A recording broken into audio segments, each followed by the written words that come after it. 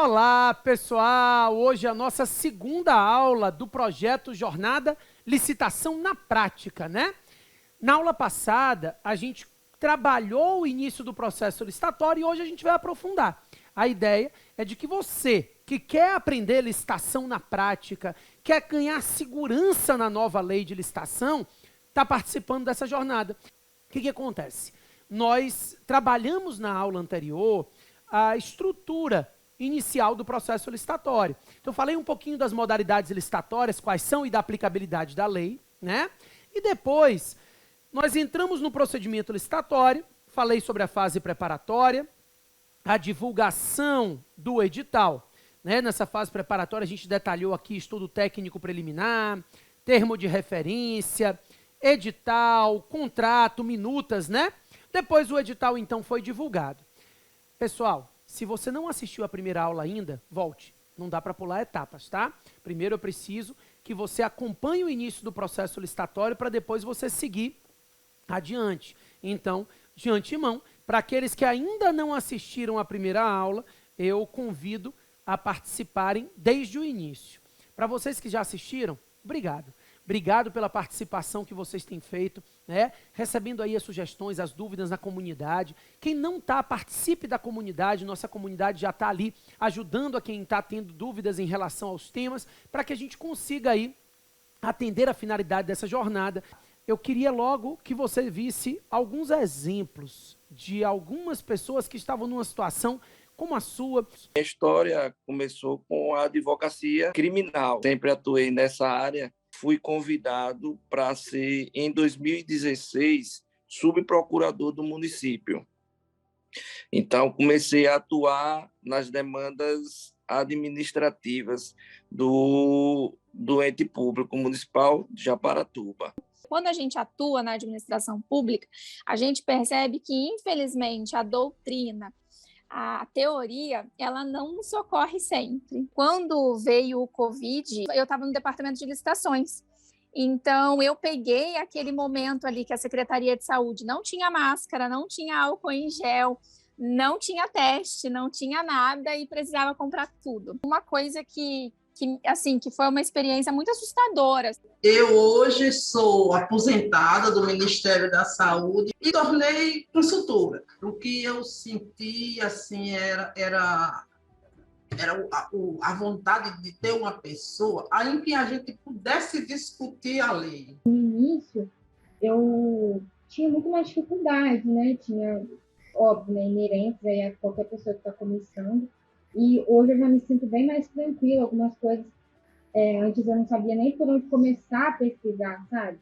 Então, eu já me sinto bem mais especialista, por exemplo, do que em junho, né? Quando eu comecei. Eu estou me sentindo assim, muito segura. É como se o professor ele começa a talhar a madeira até chegar ao desenho que ele quer. Então, por exemplo, eu me senti assim, uma madeira bruta, onde fui talhada para chegar ao resultado. Valorizado, me sinto bem. Quando você se torna especialista, as pessoas acham que você sabe tudo. Geralmente a gente não vai saber tudo, mas a gente vai dar o direcionamento. Hoje, a minha atuação profissional, graças a Deus, ela é bastante reconhecida. Então, todas as vezes que, às vezes, o pessoal de outra secretaria, de outra unidade, tem algum desespero lá com alguma licitação, com alguma coisa, o pessoal vem. Então, esse reconhecimento também, ele foi assim, tem sido uma experiência muito gratificante.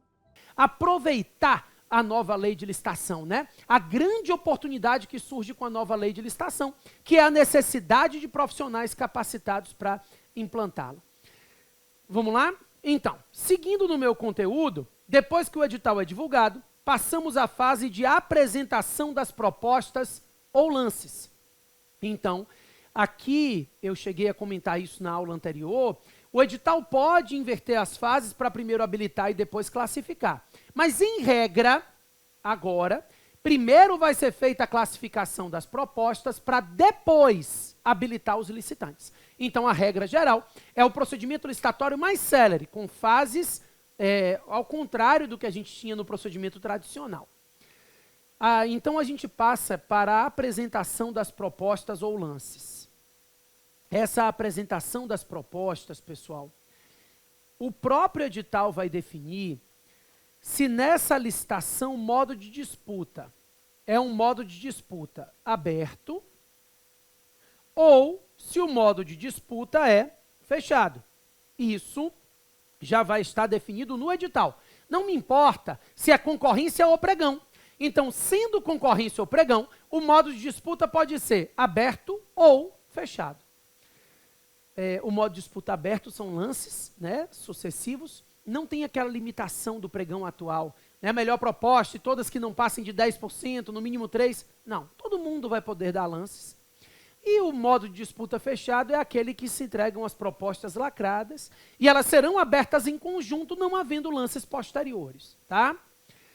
No edital vai se definir qual é o modo de disputa, mas se a licitação for do tipo menor preço ou maior desconto, obrigatoriamente o modo de disputa será aberto.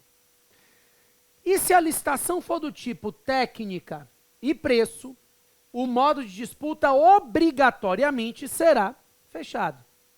Então, nos outros casos, melhor técnica, conteúdo artístico, maior retorno econômico, cabe ao edital decidir, tá? Mas, se for menor preço ou maior desconto, o modo de disputa obrigatoriamente será aberto, e se for técnica e preço, obrigatoriamente será fechado. A lei traz uma outra novidade que vai ser muito interessante para o gestor público. Olha, se você atua com licitação hoje no dia a dia, você está acostumado a verificar problemas como fornecedores que não entregam o bem, né? E aí, principalmente fornecedor de outro local, veio participar do pregão eletrônico e não entregou o bem.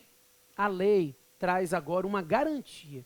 Você pode, no edital, estabelecer que será entregue uma garantia de proposta pelos licitantes. Não tem a ver com a garantia contratual. A garantia contratual continua existindo. Eu estou falando aqui da garantia de proposta, tá?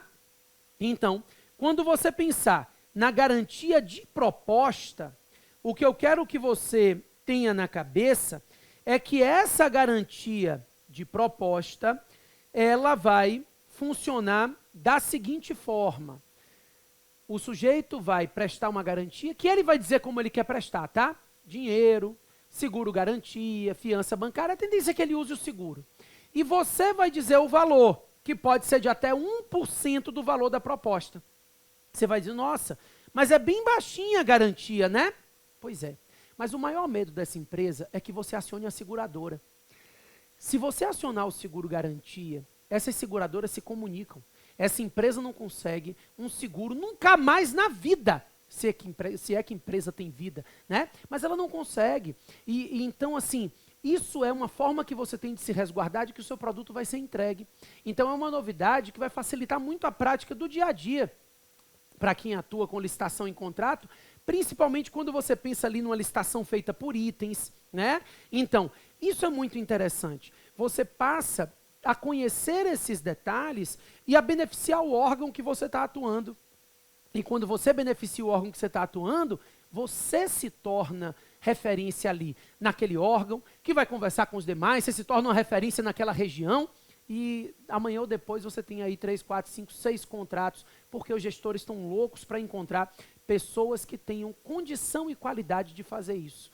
Olha, eu falei na aula passada, 55 mil secretarias, né? Se você considerar aí 10, no mínimo, 10 por município, a gente tem mais de 5 mil municípios. Então, pouquíssimos profissionais com qualidade de implantar na prática as licitações para todos esses órgãos. Então, quando você enxerga isso, e eu nem falei que além das secretarias, nós temos a Câmara Municipal de cada um desses municípios. Então, você duplica esses valores. Quando você começa a enxergar isso, você começa a ver a quantidade de demanda e a quantidade menor de pessoas capacitadas para atender essa demanda. É por isso que eu tenho dito que é uma grande oportunidade, né? Eu tenho dito a vocês que agora, nesse momento, quem tem experiência vai conseguir aproveitar isso. Eu fiz uma entrevista com o Pablo, que é um especialista reconhecido das nossas turmas aqui, um menino maravilhoso, um aluno fantástico, e ele estava falando que ele já faz no município de Pombos, Pernambuco, se eu não me engano, ele já faz a consultoria jurídica do município lá, e agora ele está abrindo uma empresa de consultoria para oferecer nos outros municípios da região, já com 3, 4 contratos sem vista, né? Então, porque falta gente qualificada para fazer isso. Então, daí a gente passa, apresentadas as propostas, a gente passa para o julgamento das propostas. O artigo 59 da lei regulamenta os critérios, né? A gente sabe que o julgamento é objetivo, isso não é novidade para ninguém.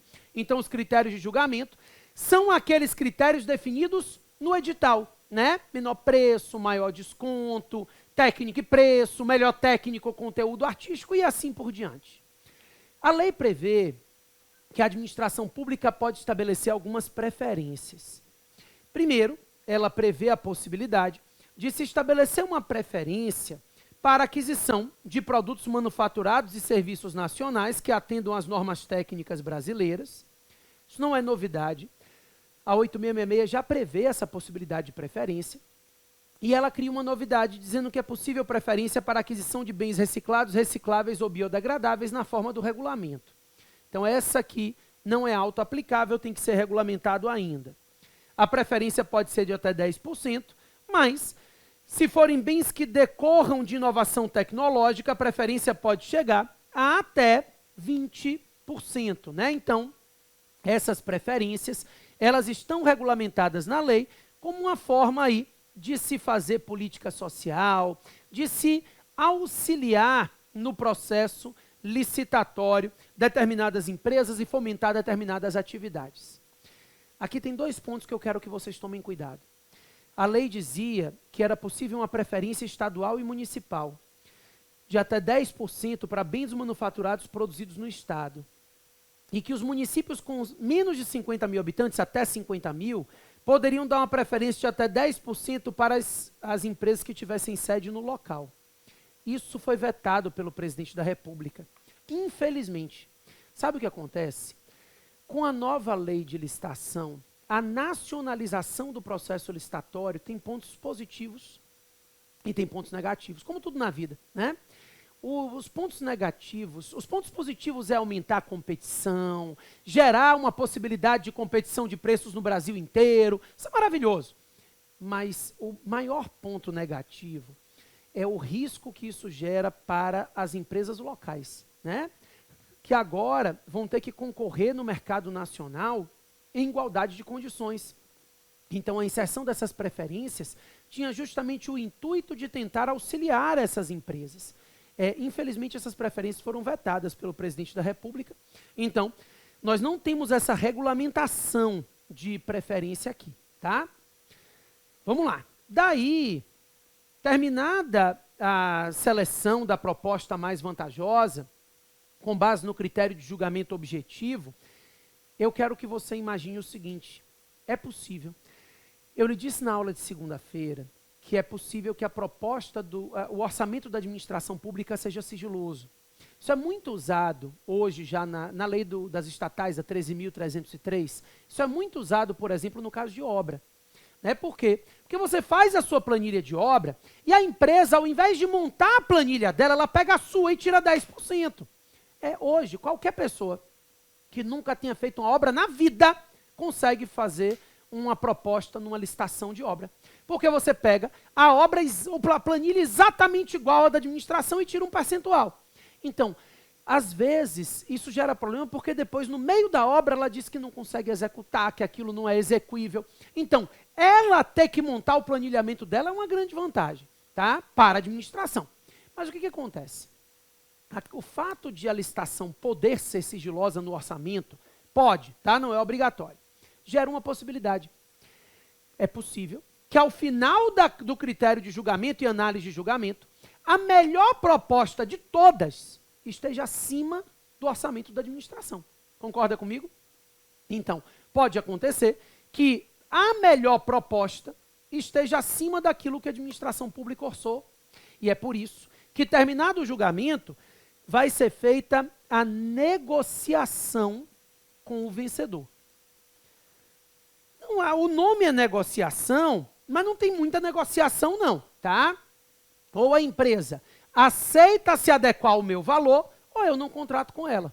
Então aqui vai ser feita a negociação com o vencedor. Eu vou dizer, olha, você ofereceu a melhor proposta das 3, mas está maior do que a minha. E aí você então pergunta se ele está disposto a reduzir a proposta dele para se adequar à sua. Se ele não tiver, você vai chamando os demais classificados na ordem de classificação para verificar se algum deles está disposto a negociar. Tranquilo? Beleza. E aí você então escolhe e declara o vencedor. Declarado o vencedor, passa-se a fase de habilitação. O artigo 62 estabelece os critérios de habilitação. O artigo 62 corresponde ali ao artigo 27 da 8666, né?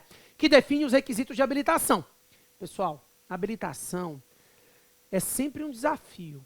É onde nós encontramos as maiores fraudes e, consequentemente, é onde se toma maior cuidado com o certame licitatório, os órgãos de controle, fica todo mundo de olho na habilitação, para que você não exija requisito de habilitação que não seja necessário à execução do contrato.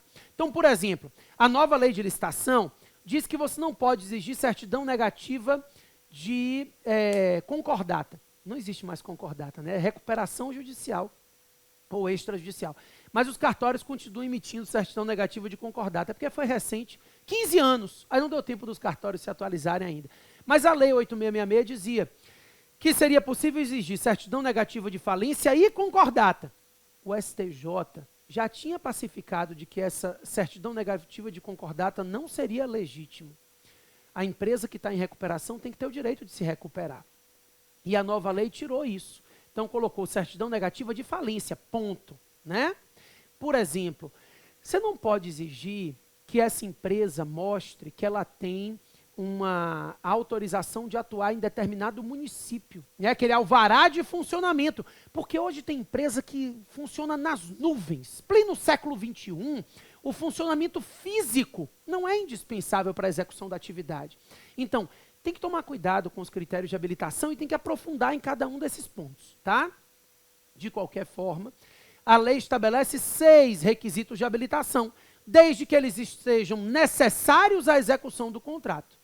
Para começar, a lei exige e prevê a possibilidade de se exigir a habilitação jurídica, né? Então, o CNPJ da empresa, o registro. O Estado não contrata com pessoas de fato, ele só contrata com pessoas de direito. Então, você vai exigir a habilitação jurídica, a regularidade jurídica desse licitante. Também a qualificação técnica, né? É aqui que mora o perigo, porque você não pode exigir nem mais técnica e nem menos técnica do que o necessário à execução do contrato. Então, a qualificação técnica, ela tem que ser compatível com o objeto que vai ser contratado, nem mais nem menos. Uma qualificação dentro dos parâmetros, tá? Então, eu posso, por exemplo, isso já é comum, exigir que ele comprove que ele tem pessoal técnico qualificado e, ao mesmo tempo, exigir que ele comprove experiência anterior no objeto que vai ser contratado. Não está errado, né? A administração não tem que ser cobaia de ninguém. Então, ela pode fazer essas exigências também de qualificação técnica. Também a qualificação econômico-financeira. Então, balanço patrimonial, né? Tudo isso vai ser exigido para mostrar que a empresa tem idoneidade para a execução do contrato, que ela tem dinheiro, que ela tem qualificação financeira para a execução do contrato. Além disso, a lei prevê que ela vai ter que comprovar a regularidade social, fiscal e trabalhista. Regularidade social é aquela velha conhecida declaração de todos nós, que ela se adequa às regras do artigo 7º, inciso 33 da Constituição Federal. Ou seja, que ela não explora trabalho infantil, né? Então, ela vai dizer que ela declara, sob pena de responsabilidade pessoal, que ela não tem nenhum menor de 18 em atividades insalubres, perigosas e penosas, e nenhum menor de 16, salvo na condição de aprendiz a partir dos 14. Né? Então, a declaração de não emprego de menores. A regularidade fiscal, a certidão negativa de débitos ou a certidão positiva de débito com efeitos de negativa. Então, essa empresa ou não tem débito com a Fazenda Pública, ou, caso tenha, esses débitos estão com exigibilidade suspensa. Não há limite, tá? Eu digo, não importa o órgão que está fazendo a licitação, a regularidade fiscal deve ser com todas as fazendas públicas, federal, estadual e municipal. Então, ele tem que comprovar que ele não tem débito com a Fazenda Pública, considerando todas as esferas de governo. E também a regularidade trabalhista, que vai ser comprovada pela certidão negativa de débitos trabalhistas, a CNDT, que é expedida pela Justiça do Trabalho para as empresas que não têm um débito trabalhista em sede de execução, sem garantia de juízo, tá? Eu lembro ainda que a Lei Complementar 123 de 2006 cria ressalvas para microempresas e empresas de pequeno porte. Depois, é importante muito aprofundar na Lei Complementar 123, porque ela foi mantida, tá? O artigo 4º da Lei 14.133 diz que devemos manter os critérios de benefícios de microempresas e empresas de pequeno porte previstos nos artigos 42 ao 49 da Lei Complementar 123. Então, esses privilégios da Lei Complementar 123, aplicáveis a microempresas e empresas de pequeno porte, continuam vigorando à luz da Lei 14.133. E as micro e pequenas empresas, elas podem ser habilitadas mesmo que não tenham regularidade fiscal e nem trabalhista, né? Os outros requisitos ela precisa cumprir, mas esses não. Ela vencendo a licitação, depois que ela for declarada vencedora, ela vai ter um prazo de 5 dias úteis, prorrogáveis por igual período, por mais 5 dias úteis, para se regularizar. Então, a ideia é de que ela vai ter 5 dias úteis, prorrogáveis por mais 5 dias úteis, para que ela possa se regularizar antes da assinatura do contrato. Mas ela é habilitada ainda que não tenha regularidade fiscal e nem trabalhista. Ok? Daí, pessoal, o que acontece? Fez a classificação. Habilitou, selecionou o vencedor, aí abre prazo para recurso. A fase recursal é única, tá? Nós não teremos recurso de todas as fases, como ocorre hoje na concorrência tradicional, né? Na concorrência da 8666, habilitou recurso, classificou recurso. Aqui é mais próximo do pregão, da 10.520. A Lei 14.133 define que depois de lavrada a ata de habilitação, ele tem 3 dias úteis para interpor o recurso. E ele tem 3 dias úteis, mas ele precisa fazer a manifestação da intenção de recurso imediatamente. Então, ele pode recorrer tanto da fase de julgamento quanto da fase de habilitação. E nesse momento que ele for recorrer, da fase de julgamento ou da fase de habilitação, ele já manifesta a intenção de recurso e depois de manifestada a intenção, ele tem 3 dias úteis, agora são úteis, para apresentar as razões do recurso, tá? Parece um pouquinho com o pregão atual, da 10.520, mas com pequenas diferenças. Lembrando que o recurso tem efeito suspensivo, como determina também a lei vigente, a 8666, tá? Pessoal, preste atenção como isso tudo vai gerar uma necessidade de organização do ente estatal, né? O recurso deve ser interposto perante o agente de contratação. No caso do pregão, o agente de contratação recebe o nome de pregoeiro. Mas agente de contratação é a mesma coisa que pregoeiro. Pregoeiro é só o nome que é dado quando for pregão. Então, seja pregão ou concorrência, quem recebe o recurso é o agente de contratação. Esse agente de contratação também terá 3 dias úteis para julgar o recurso. 3 dias úteis para julgamento. E se ele não se retratar, ou seja, se ele não der provimento ao recurso, ele mesmo já encaminha para a autoridade superior, que é aquele sujeito que ficou responsável pela gestão do contrato, né? Aquele que foi responsável por dar início à licitação, por exemplo, o secretário, no caso de uma secretaria, e assim por diante. Então, a princípio, essa autoridade terá 10 dias úteis para julgar esse recurso, caso o pregoeiro, o agente de contratação, não tenha dado provimento a esse recurso. Então, tem alguns pequenos detalhes trazidos na lei que vão ter que gerar uma reorganização dos processos dentro dos órgãos, né?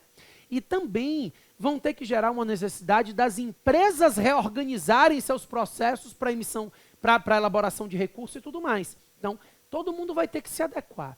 Por isso que eu estou dizendo que é muito importante ter alguém que esteja capaz de atuar na prática dizendo isso. Mas, terminada a fase de recurso, nós passamos à fase de encerramento. Esse encerramento pode acontecer de 4 formas. Primeiro, homologação e consequente adjudicação, que hoje é feito tudo no mesmo ato.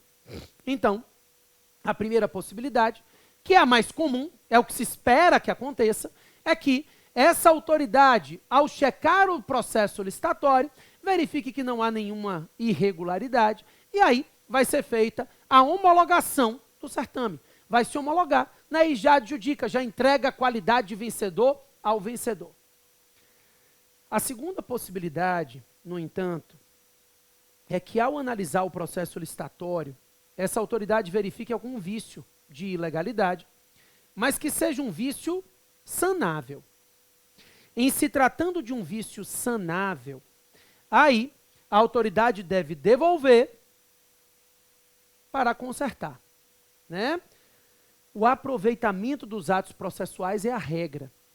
Então, devolve para consertar a partir do momento em que o vício surgiu. Tenta se aproveitar tudo aquilo que foi feito durante o processo licitatório legitimamente, validamente, tá? Então, fundamentadamente, verificando um vício que pode ser consertado, devolve-se para consertar o vício. Também é possível que essa autoridade verifique a ocorrência de um vício insanável. Então, uma fraude ali no que tange aos requisitos de participação, exigindo documentos de participação que frustram o caráter competitivo, aí nesse caso vai ter que anular o processo licitatório, né? Então, não sendo possível consertar, em se tratando de um vício insanável que frustrou o caráter competitivo, aí nesse caso vai anular a licitação. A lei ainda prevê que é possível que a administração faça uma justificativa de interesse público superveniente, demonstrando que, embora não haja vício no processo licitatório, aquele objeto que era necessário deixou de ser. Em virtude de um fato superveniente, não há mais necessidade daquele objeto. E aí, nesse caso, vai ser feita a revogação do processo licitatório. Vai se revogar porque não há mais interesse público na contratação, sempre embasado isso em uma situação superveniente, certo? Então, aqui, pessoal, eu queria explicar a vocês que a gente costuma dizer que são 3 pilares que você vai precisar atentar nessa estruturação do processo licitatório. Eu não acabei, não. E eu ainda vou querer falar de normatização com vocês. Mas, o primeiro pilar é que você está numa transição. Então, você precisa, antes de mais nada, que a sua plataforma de pregão eletrônico esteja integrada no Portal Nacional de Contratações Públicas, tá? Os municípios com menos de 20 mil habitantes terão um prazo maior para fazer essa integração no portal. Mas, de qualquer forma, é importante que já comece a se estruturar para a realização dos processos licitatórios na via eletrônica. Inclusive as dispensas na via eletrônica, como manda a lei, tá? Então, esse é o primeiro pilar. Você vai precisar oficiar sua plataforma ou procurar as plataformas que estão integradas ao Portal Nacional para que essa integração seja feita ou para que você escolha uma que já tem essa integração. O segundo ponto que você vai precisar é, nesse projeto de transição, montar, né? Porque você vai ter que montar uma transição. Eu costumo dizer, inclusive, que o ideal é ter uma comissão ou contratar alguém preparado para isso, né? E você que está especialista reconhecida que vai ser contratado para fazer essa transição. Então, o segundo passo nesse projeto de transição é você definir com o gestor quais são os procedimentos que vão usar primeiro o processo licitatório da nova lei. Então, eu vou começar pelas dispensas, por exemplo. Depois, eu vou partir para a obra, né? Obra, o ideal é que seja o último. Então eu posso, por exemplo, começar pela dispensa. O valor da dispensa agora é o triplo da 8666, né? Mas a lei exige que a dispensa preferencialmente seja feita na via eletrônica. Então você vai ter que tratar disso. Mas enfim, posso começar pelas dispensas, depois partir para registro, né, para contratação de bem e serviço, obra depois. Como eu disse a vocês, não é um caminho sem volta. Você pode fazer um processo por dispensa na nova lei e ainda continuar usando outros na lei anterior. Então você tem que fazer essa priorização. Como eu disse, além da priorização, você tem que fazer a integração com o portal, né? E o terceiro ponto, que eu acho que é o mais importante de todos, é a regulamentação. Você vai precisar regulamentar determinados padrões e procedimentos dentro da estrutura do seu município. Pessoal, não tem jeito. Você vai ter que regulamentar a pesquisa de preço, vai ter que regulamentar agente de contratação, vai ter que regulamentar a fiscalização de contrato, porque a lei demanda tudo isso. Você vai ter que regulamentar a sua dispensa eletrônica. A lei diz que preferencialmente a dispensa de valor será feita na via eletrônica. Então você vai ter que regulamentar isso. Nós já temos regulamentação federal na maioria desses pontos. Então a IN 65 trata da pesquisa de preço no âmbito da União, a 67 trata da dispensa eletrônica, a 75 traz as regras de fiscalização. Ou seja, essa normatização é indispensável para você fazer essa implantação. Eu tenho visto alguns municípios na ânsia de usar lá os 50 mil da dispensa, fazendo utilização de dispensa indevida, né? Aplicando a nova lei de forma equivocada. Então essa regulamentação é necessária para que você consiga fazer isso. A dispensa eletrônica da IN 67, eu convido vocês a dar uma olhada, é praticamente um pregão. Você precisa normatizar para adequar isso à sua realidade. Como a Lei 14.133 é muito detalhada, você vai ter que adequar ela à realidade municipal, já que ela foi feita pensando numa estrutura da União. É impossível você aplicar ela hoje sem regulamentar nada, seguindo a estrutura da União, principalmente quando eu falo de municípios menores, né? E menores assim, até 300, 400 mil habitantes. Você não vai conseguir fazer isso. Então, quando você pensar nisso, você precisa ter regulamentação. E é o que eu estou sugerindo para vocês. Na sexta-feira, nós vamos fazer uma regulamentação, uma normatização dessa na prática. Eu vou fazer com vocês um modelo de normatização. Eu digo mais, eu tenho pego esses modelos de normatização, tenho feito junto com os meus alunos aqui do dia a dia, do especialista reconhecido, a gente tem montado esses modelos, eu tenho passado para alguns órgãos de controle que eu tenho contatos, TCM, TCE, e tenho tido ali uma boa avaliação desses modelos e estou aproveitando para que você monte o seu portfólio. Então você vai ser um advogado que vai sair ali, ó, com 6, 7 modelos de normatização e vai oferecer, eu posso implantar a nova lei no seu município. Eu tenho os modelos, vou montar a sua normatização, seus regulamentos, suas INs, é tudo que o gestor quer na vida, comprar um pacote pronto desse, né? E essa é a oportunidade que você não pode perder, tá? Então, na sexta-feira, a gente vai fazer isso. Eu vou fazer para vocês entenderem como é que pode ser feito uma normatização na prática, dado por dado, para a gente sair com o modelo de normatização, que inclusive eu vou disponibilizar para vocês depois da sexta-feira como material complementar, tá? Seguinte, alguns alunos estão me perguntando se eu não tenho um curso mais completo, porque estão buscando mesmo aí crescer e se estruturar, né, entregar o máximo de valor possível.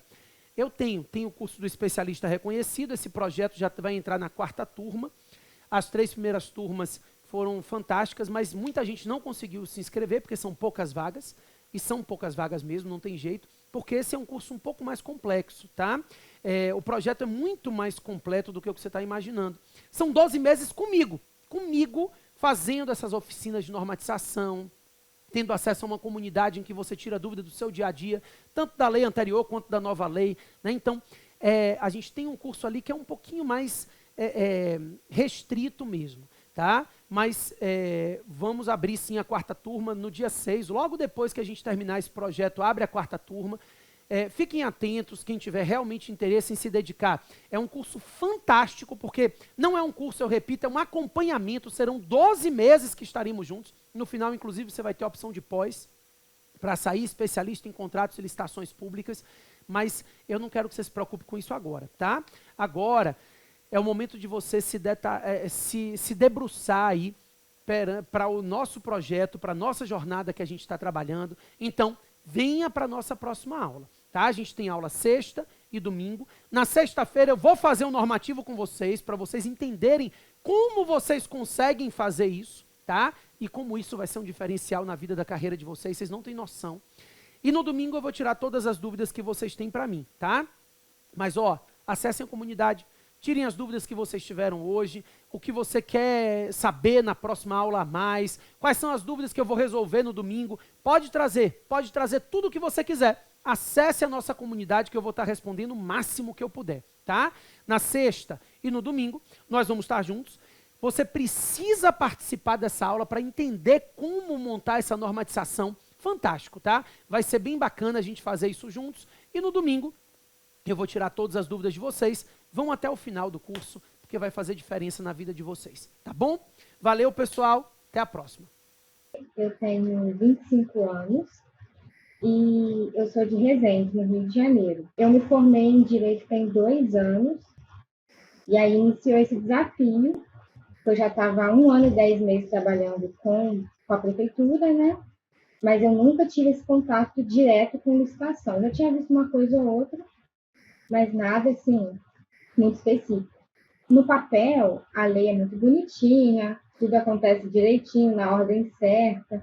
Agora, quando você vai ver na prática, é totalmente diferente. As dúvidas que, porventura, eu tenho, até em decorrência da lei antiga, nos casos práticos, eu consigo tirar na comunidade ou diretamente com o professor, com os auxiliares, né, com os outros professores que estão junto com o projeto. Então, acredito que essa troca de experiência é o principal resultado que eu consigo ver hoje na prática aqui no meu trabalho.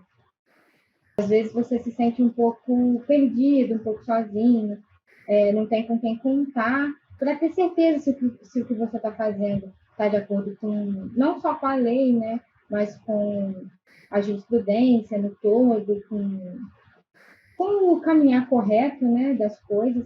Então, o projeto do especialista em recursos traz essa tranquilidade por você conseguir sentar e debater, às vezes, um caso, um assunto com outra pessoa, com outro colega, com o próprio professor nas aulas de tirar dúvidas, né, nos plantões de tirar dúvidas.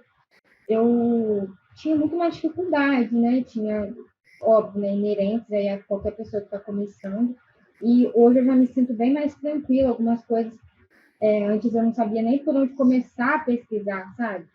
E aí, hoje eu já me sinto, assim, bem mais segura para fazer determinadas coisas. Quando chega um assunto novo, alguma coisa que eu tenho um pouco mais de dificuldade, eu já consigo recorrer aos métodos e aos materiais corretos aí para eu conseguir aplicar o caso.